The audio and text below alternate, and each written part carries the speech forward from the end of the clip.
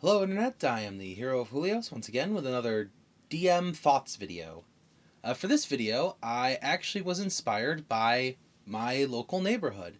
See, it snows where I live, and as a result, sometimes the roads don't get plowed in time, and as the fifth car got stuck in the snow in front of my house, as the seventh car got stuck in the snow in front of my house, and by the time the 10th car got stuck around my house, I had finished coming up with the idea. Let's talk about difficult terrain and how it can affect either travel or combat. As far as the player's handbook goes, difficult terrain strictly doubles the amount of movement required to get through a specific area. For example, in combat, it would turn a 5-foot span of square into a 10-foot span of square. So you would need, twice as much movement. So if you have 30 feet of movement, you end up only using 15 in reality. When it comes to traveling, it's the exact same thing. It just doubles the amount of time it takes to get somewhere. So if it's, a 4 days travel from one town to another, but suddenly heavy snowfall hits the area, it's going to take 8 days instead.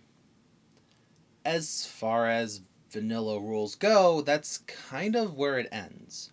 So, in order to spice up your combat, maybe, these are 3 things you could consider adding to your encounters when difficult terrain is involved. First and foremost is loose footing. This can either be based on a pre-planned map or random dice rolls, which I'll explain both.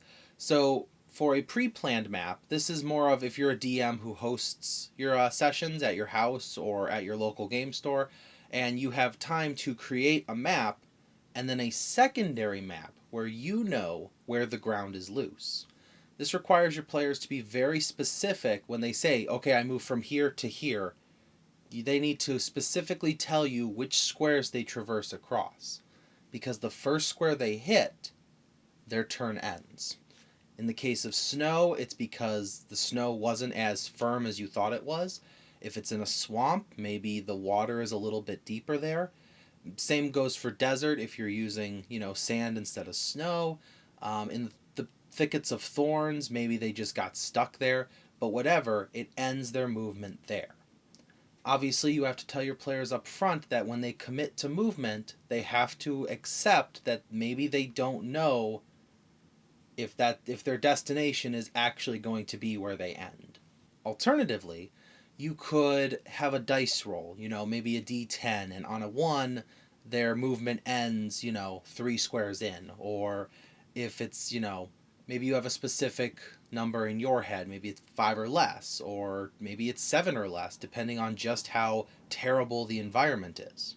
Regardless of how you use it, having this uneven, loose footing may cause your players to spend a turn making a perception check, and if they do, reward them by telling them the spots where the, snow is uneven or the ground is messed up.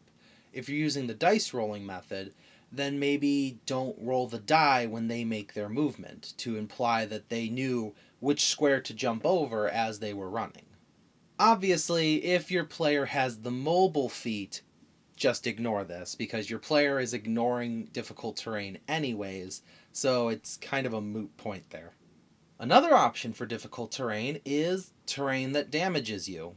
I know there are some spells that affect the ground, causing like a d4 of damage as a creature marches through it. This is more of a magical thing, but in the case of a thorny underbrush or a toxic swamp, maybe even cold damage just from walking through too much snow, I would say scale it to their level. If they're level 1, maybe make it like 1 damage for the entirety of their movement, and then maybe once they hit level 10, make it, 1 damage for every square they go through.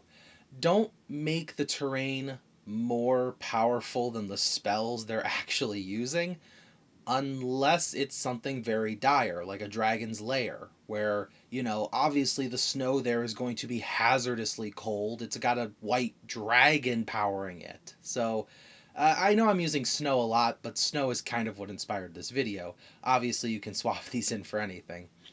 But yeah, so consider having the terrain not just be difficult in terms of movement, but difficult in terms of HP, making your players want to move less during combat. Finally, ambush. Have your players are in the middle of the encounter. They've got 6 orcs flanking them on their left side. They're all getting ready to fight, and suddenly right in front of them goblins come popping out of the snow because the goblins have been secretly burrowing through during the entire combat. You could do this with them snorkeling under in a swamp. Maybe it's magmins, little fire devils if you're fighting in a volcanic environment. But this is a great way to introduce enemies to the combat without just saying, "Oh, they're just here now." So, an ambush is a good way to show your players that the enemies they're fighting understand this terrain maybe even better than they do. Because this is their home turf, they should know how to fight. However you use these 3 abilities for your difficult terrain, make sure you're always upfront with your players, that they're aware that this kind of thing can happen. I would say in the case of ambushing, make it a small thing that happens during an initial encounter in a new, setting, just so that they know up front. You don't have to tell them, "Hey, by the way, there's going to be ambushes." But communication is the key as always. And also as always, thank you for watching, and I will see you in the next video. This is the Hero of Julios, Xing out.